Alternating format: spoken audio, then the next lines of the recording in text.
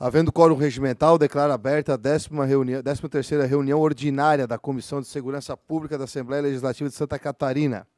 Agradeço os deputados presentes nesta reunião. Deputado Peixe, representando o deputado Sargento Lima, deputado Pepe Colasso, deputado Cadorim, online nesta ocasião. Agradeço a presença também da subtenente Margarete Prats, representando aqui o presidente da Associação Triângulo Dourado. Agradeço também aos presentes e aos que nos assistem e acompanham pela TVAL.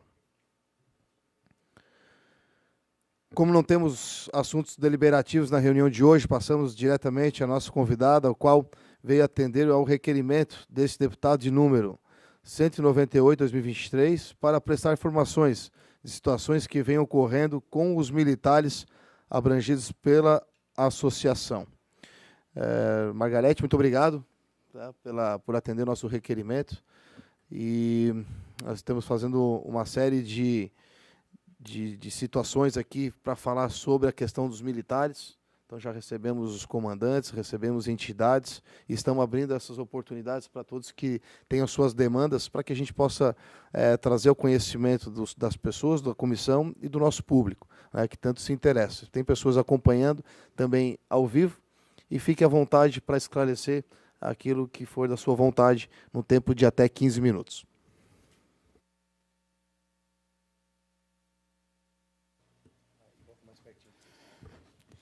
Boa tarde, presidente, nobre deputado Gessé Lopes, aos integrantes dessa importante comissão para nós, deputado Sargento Lima pelo deputado Peixe, a nossa deputada Luciana Carminati, deputado Emerson, deputado Colasso, deputado Caramori, deputado Cadorim, e se eu esqueci alguém, peço desculpas.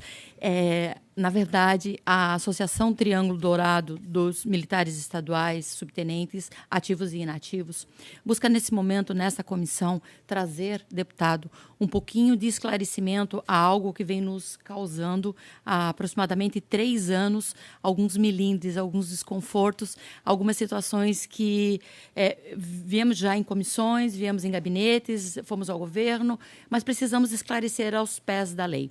Trouxemos juntos conosco hoje a Associação Triângulo Dourado, o presidente da APRASC, o sargento Clailton e seus assessores também, que comungam do pensamento que vamos, ora, defender. Meu presidente interino está presente, o sargento Carlos Antônio, e, nesse momento, fazemos uma continência em direção a todo o povo catarinense que, ora, se vê assolado pelas chuvas. Somos militares.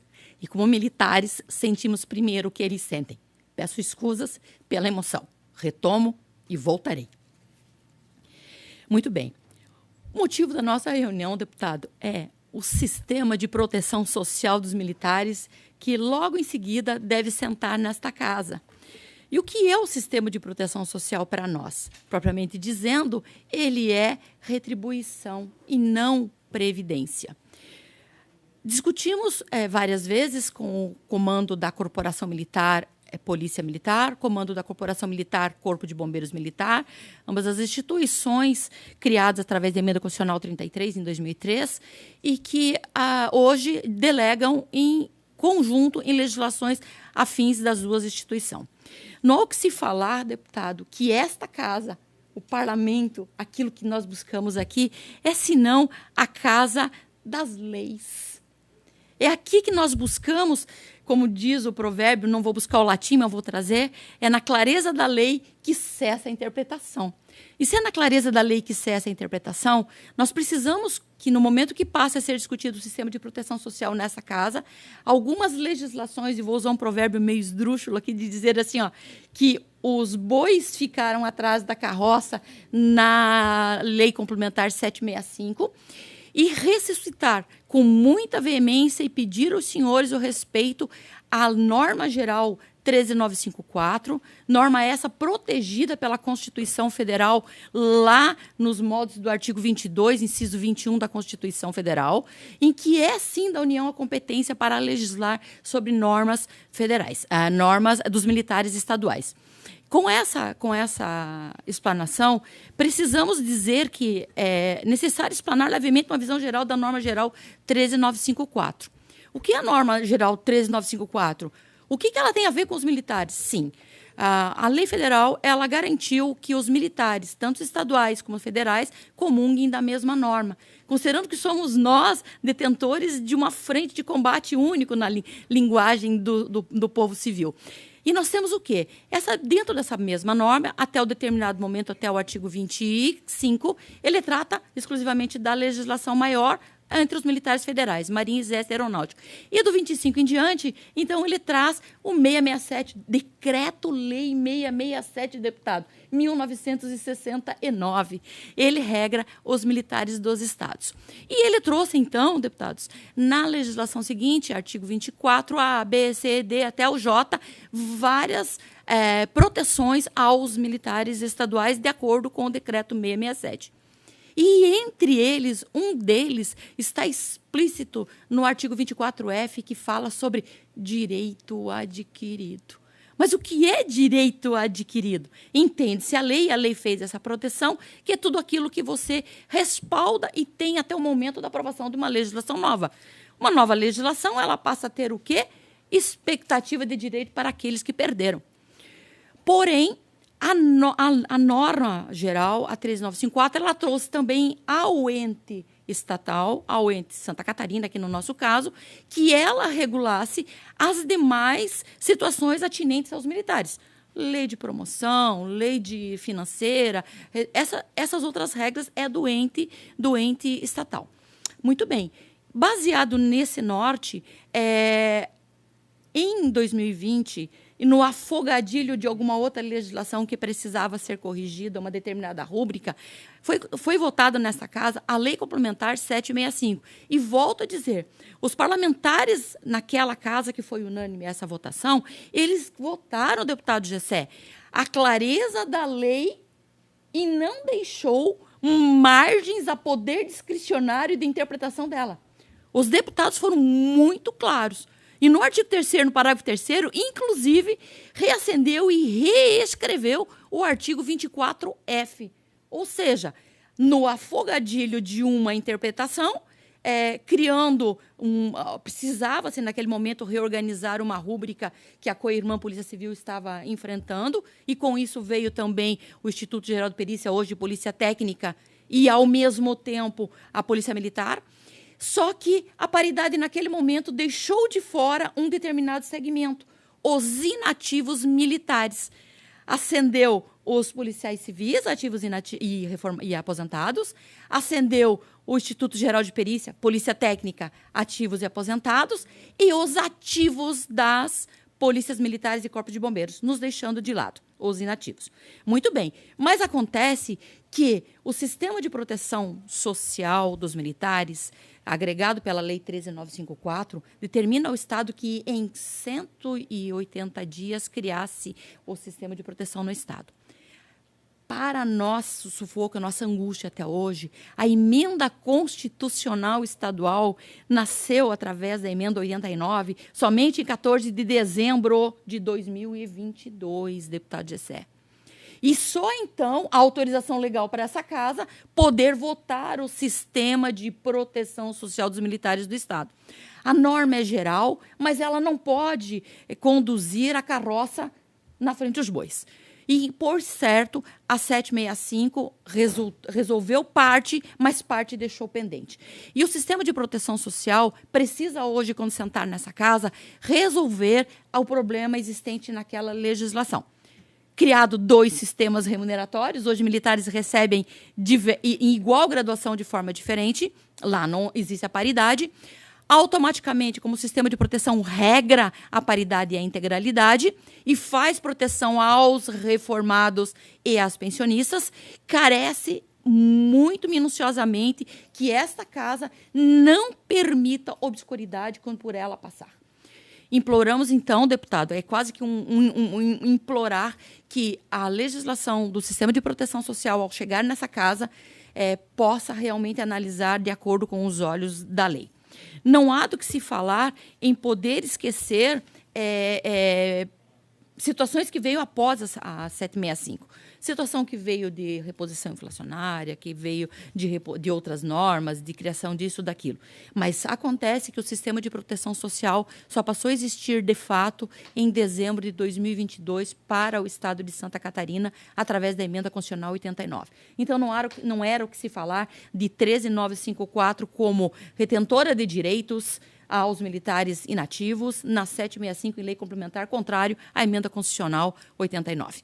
Então, nós precisamos, sim, nobre deputado, com certeza absoluta, como eu ouvi na última audiência do senhor, que o nosso governador ele tem vontade de resolver essa pendência, pois entende a inconstitucionalidade. E isso a gente vê também dessa casa, vê do senhor e vê de mais deputados. Nós queremos, neste momento, se solidarizar ao governador do Estado que está enfrentando dificuldades com o povo necessitado, mas dizer ao senhor que essa vinda nessa casa no dia de hoje é para dizer que a Associação Triângulo Dourado, que hoje vem junto com a prática aqui, precisa sentar e resolver aquilo que ficou perdido. São direitos adquiridos, não expectativa de direitos, não estamos discutindo valores, estamos discutindo proteção da norma, a clareza da norma, para que não seja permitido ao poder discricionário decidir à vontade de quem está no comando no momento, na direção, na administração, na Casa Civil, no governo, porque isso todos são passageiros. Mas as vidas importam, e elas importam como um todo. E os militares estaduais, bombeiros e policiais militares, e a Defesa Civil, na sua grande maioria, são militares aposentados que lá estão. Hoje deixaram suas famílias em casa. Hoje, essa mãe está com seu filho lá ajudando a resgatar pessoas. Outros aqui também estão. Então, senhores, nós não temos previdência, nós temos sistema de proteção. E o sistema de proteção é dizer assim, ó, vai militar para a luta, vai defender a sociedade que te paga, porque a tua família está resguardada pelo Estado. E é isso, deputado, que nós viemos aqui pedir para o senhor hoje, que analise a nossa legislação com os olhos crivo da lei e aquilo que é de poder do nosso grande parlamentar, redigir leis. Porque, contrário a isso, nós vamos estar daqui a pouco legislando somente por jurisprudência de tantos penduricalhos que essa lei vai poder acontecer. Muito obrigada, deputado. Desculpa tomar o tempo.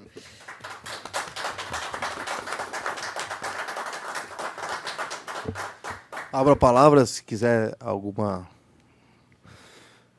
Então, muito obrigado novamente, subtenente Margarete. Uma semana bem conturbada e, por conta disso, os deputados não puderam, né, em sua maioria, fazer presente hoje. Mas você foi muito feliz na sua fala em diversas situações e isso é muito interessante e importante que os próprios policiais, às vezes, não conseguem, principalmente os da inativa, não conseguem compreender essa questão da contribuição, né, que eles não estão sendo regidos pelo IPREV, sim, eles fazem uma contrapartida daquilo que eles recebem como sua aposentadoria, né? E tu entende, na toda a tua expertise jurídica, tu entende que hoje, com a regulamentação dessa lei federal que vai vir para cá, não é possível legalmente mexer na questão dos 10% e 10,5%, algo assim. Isso é um caso consumado, vai ser isso, e não tenho que mexer neste aspecto? Deputado, a norma geral ela deixou muito ampla a interpretação da porcentagem. O porquê ela regra? Nós não começamos com 10,5%, foi gradativo. E essa norma, então, dentro do Estado, passou a ser considerado 10,5%, porque nós pagamos integral 10,5% de tudo.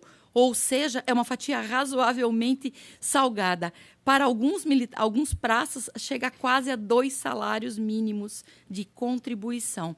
Então, assim, ela trouxe não só essa proibição de reduzir, pois nós temos, ela não autoriza benefícios, ela faz proteção, mas ela não autoriza benefícios. mas ela traz também a questão discutível que vai se exaurindo com o tempo. Mas o 10,5% ele é sustentável quando se leva para a integralidade do vencimento recebido, do subsídio recebido. Ele não faz, eu vou para 14%. Com certeza que 14% acima de um teto do INSS, aí vou ter que discutir previdência, e não é previdência, é aqui muito claro, é proteção, é outra vertente, existe a necessidade desse enfrentamento. Bem como a lei federal também trouxe, deputada, aproveitando só esse ganchinho que o senhor me deu, as instituições militares regrarem o sistema de proteção social dessa categoria, buscando aquilo que está previsto lá no artigo 5º da Constituição. Todos são iguais perante a lei, perante a sua lei.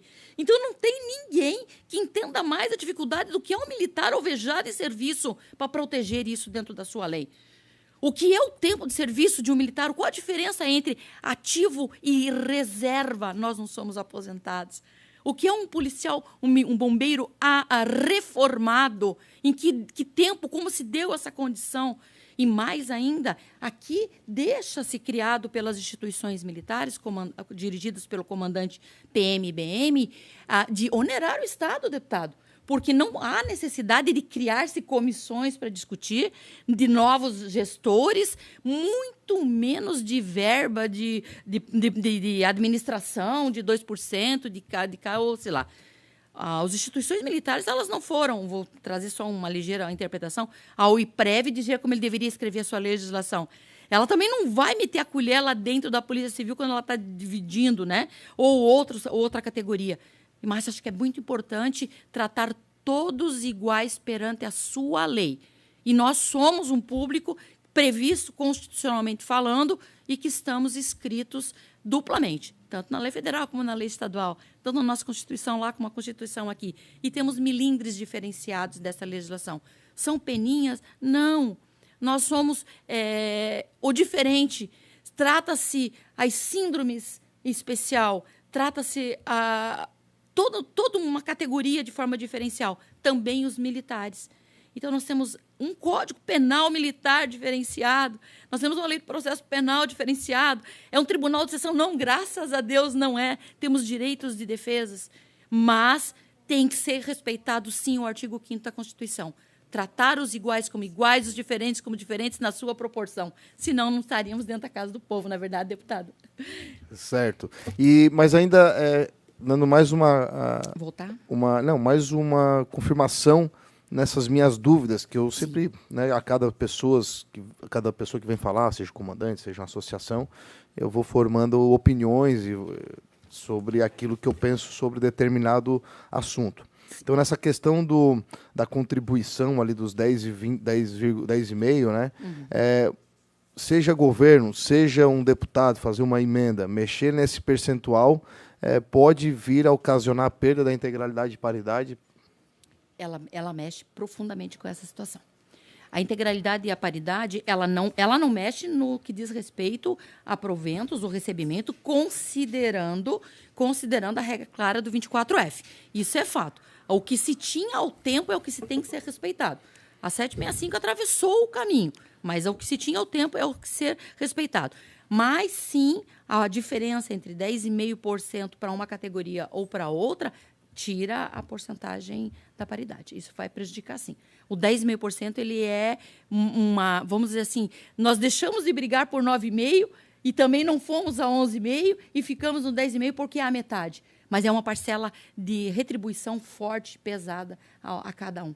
Nós não temos hoje nenhum recolhimento após a reserva, né? A nossa existência é esse momento. Então, por isso, a proteção é importante nessa categoria, né? Certo. Ainda com relação ao grau acima, eu tive várias conversas já com o Jorginho, como eu já mencionei, e ele não foge da responsabilidade dele. Nunca disse que não, nunca disse de qualquer forma jocosa sobre o assunto. Ele sempre trata com responsabilidade, sabe do compromisso dele, mas sabe também das dificuldades, até de questão de investimento, tendo em vista que ele tem várias promessas a serem cumpridas e ele é um cara que cumpre suas promessas. E em conversas com ele, tive prazer de ver, né, o intuito dele de colaborar nessa pauta. Aí, recebendo convidados aqui, ouvimos o comandante, que foi muito bem na sua fala, mas me preocupei quando eu questionei ele, né, o comandante Fabiano, que é um grande comandante, mas eu questionei ele da possibilidade do grau acima, não sei se eu questionei ou ele falou isso por conta própria, que isso entraria naquele hall do que não pode dar, a palavra que você usou, não pode dar benefícios, né, para garantir a integralidade e paridade. Aí depois tu veio numa segunda oportunidade, e aí tu me explicou na lei que pode sim. Isso nos deu uma tranquilidade. Então hoje, através desse artigo da lei que você me passou, a gente pode dar a tranquilidade para o Jorginho, mostrar que ele pode fazer e cumprir com aquilo que ele se comprometeu a fazer. O meu medo é que a informação chegue errada para ele, né? Então, e fazendo com que isso desmotive ele a fazer. E ainda assim, na última reunião com os comandantes, os técnicos do comandante, eles ainda falaram que pode haver ações judiciais que possam atrapalhar, né? Não sei se tu lembra dessa fala dele, e tu tens alguma coisa para falar sobre essas ações judiciais que poderiam ocasionar ou atrapalhar a situação? Com certeza, deputado. Não sei por que eu achei que o senhor ia me encostar na parede sobre isso. Importante trazer. Deputado, a 13954, ela recepcionou a medida provisória 2215 de 2010 sobre o norte da incorporação dos graus acima dos militares federais. 2010, houve essa mesma discussão no circuito federal, em que alguns achavam que tinha perdido. Não, o presidente da República, naquela época, então, fez a correção, autorizou, regulamentou e trouxe essa garantia através da norma federal agora da 13954. E trouxe mais ainda, escreveu dentro da própria norma federal várias vezes a mesma propositura. E eu vou fazer a leitura para o senhor bem rápido aqui, ó. Artigo 24F diz o seguinte: é assegurado o direito adquirido na concessão de inatividade remunerada aos militares dos estados, do Distrito Federal e dos territórios e de pensão militar aos seus beneficiários a qualquer tempo, desde que tenham sido cumpridos até dezembro de 2019, logo depois modificado pela emenda constitucional até dezembro de 2021. Por que, na clareza da lei, nobre deputado, que o legislador federal se preocupou em proteger esse artigo, mas ele está escrito para mais de 10 vezes nessa lei? Vai e volta, pincela, vai e volta, busca e previne, faz essa prevenção. Se ele não pensava que o sistema remuneratório iria mudar, em que pese, e que uma categoria já vinha. Então, a paridade é daqui para frente. Mas a lei não pode retroagir em prejuízo. Hoje, absurdamente, deputado, com a existência de duas leis complementares, a 614 e a 765, que a 614 criou o subsídio no Estado em 2014, nós temos militares recebendo diferentes. Hoje nós temos subtenentes que estão na 614, soldados estão na 614, oficiais estão na 614, temos as mesmas categorias na 765, isso antes da aprovação de dezembro de 2021. Não é de agora, é de lá. E aí nós perguntamos, não andou mesmo a carroça na frente dos bois? Andou. Nós precisávamos, sim, a emenda constitucional, o sistema de proteção, para então discutir essa possibilidade. E quando a gente diz que o governo pode corrigir de punho, sem precisar recorrer à justiça, é porque está claro pelos senhores na legislação. No final do ano, quando discutimos uma outra proposta aqui dentro dessa Assembleia, um deputado foi ao plenário e ele disse, não foi isso que nós votamos. Nós garantimos o direito adquirido, está escrito no artigo 3º, parágrafo 3º da 765. Como, por que essa discussão aqui, se isso está claro? Só que é o discricionário? Não pode ser, tem que ser imposto. E acho que, nesse momento, a imposição é de quem sancionou a lei. E quem sancionou a lei e quem detém ela hoje é o governo do Estado. E eu entendo que é válido a discussão com o governo, se tem atrasado, se não tem, isso tudo a gente senta e conversa, porque as associações aqui presentes estão disponíveis para ajudar, na verdade, Sargento Clayton. Então, assim, nós estamos juntos para sentar e buscar ajudar o governador naquilo que for melhor e atender a todos. Mas não podemos buscar proteção social deixando aqueles que lá atrás inflavam barcos para socorrer pessoas no pulmão, porque não tinham motores e embargos de potência, hoje com 80, 90 anos na reserva, sem ter as suas proteções. Então, deputado, era isso. Acho que eu posso lhe garantir que o governador não está sozinho. Ele tem algumas instruções normativas que lhe auxiliam nesse quesito.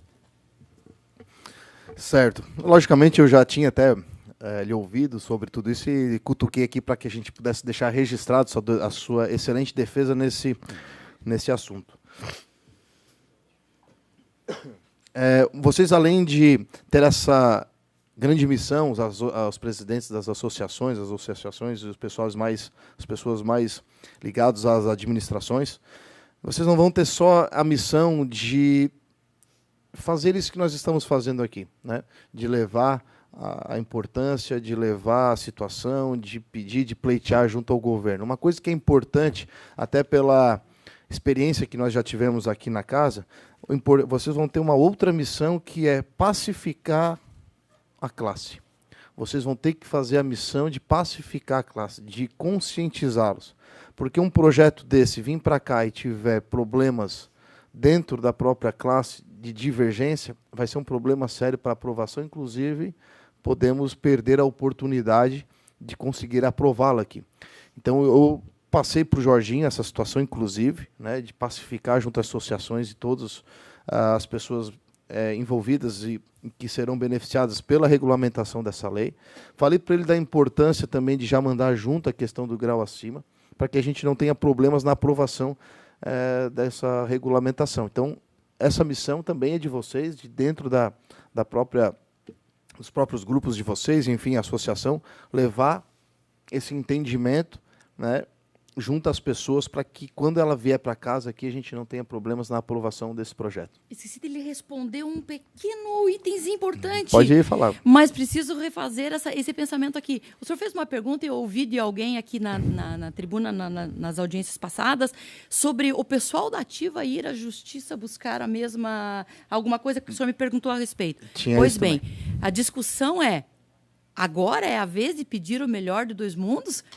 Direito garantido é diferente de expectativa de direito. A justiça está a atender a todos, mas se a lei sair clara desta casa, não há o que se discutir em juízo. Certo. Certinho?